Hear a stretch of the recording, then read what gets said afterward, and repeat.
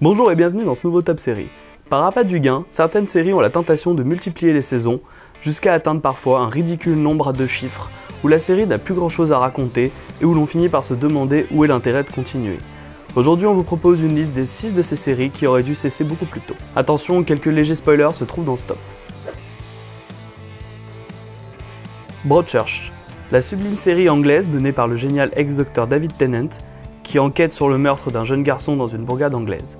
Petite série qui met à mal l'existence paisible d'une communauté prête à exploser, tout semblait se terminer à l'issue du dernier épisode de la première saison, jusqu'à l'année d'après, où la saison suivante mixe maladroitement suite et nouveautés et vient entacher l'original qui aurait tout gagné à rester unique, sans compter les inutiles remakes français et américains.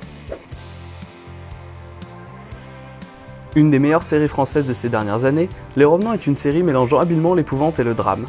Ce fut non seulement une réussite critique, mais également un succès international. La saison 1 s'était finie en 2012, laissant de nombreuses questions en suspens. La saison 2, arrivée tardivement en 2015, multiplie les intrigues secondaires et les personnages arrivaient comme un cheveu sur la soupe, laissant un fort goût d'inachevé. Prison Break, série qui avait fait grand bruit au moment de sa sortie, avait une histoire solide, mais dont le fonctionnement s'étalait bien sur 1 ou 2 saisons.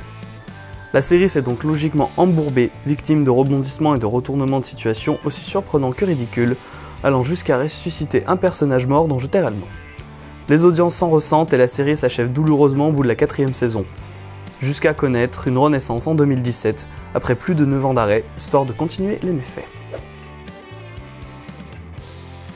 Weed, la série où Mary-Louise Parker se retrouve à dealer du cannabis pour faire survivre sa famille après la mort de son époux, marquée par son humour corrosif et surtout sa critique des banlieues chics américaines. À la fin de 3 saisons de haut vol, la famille quitte le quartier emblématique d'Agrestic, enlevant ce qui faisait une partie du sel de la série. 5 saisons de qualité inégale suivront, et jamais la série ne retrouva son niveau de départ.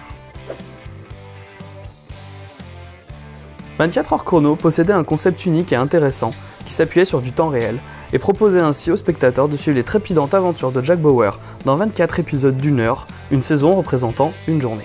Le problème de ce concept étant qu'une fois passé une première saison, on a l'impression de continuer dans la même veine et de suivre encore et toujours la même journée.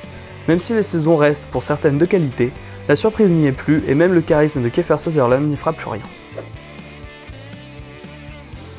Et pour finir, l'une des meilleures séries de ces dernières années, Dexter, qui avait réussi 4 premières saisons de haut vol, s'achevant avec une conclusion qui aurait pu laisser cette série comme une véritable réussite. Les créateurs ont décidé de se fourvoyer en ne faisant pas une, mais bien 4 saisons supplémentaires, aucune n'arrivant à renouveler le propos ou à faire réellement évoluer ses personnages. La série s'achèvera finalement avec un dernier épisode qui reste encore aujourd'hui très contesté. Et voilà, c'est fini pour ce top 6 des saisons trop. Merci de nous avoir suivis. N'hésitez pas à commenter, à donner votre avis sur ce top. Je vous invite également à partager la vidéo, à vous abonner à la chaîne ou à mettre un petit pouce bleu. Mais tout ça bien sûr, vous le savez déjà. À la prochaine!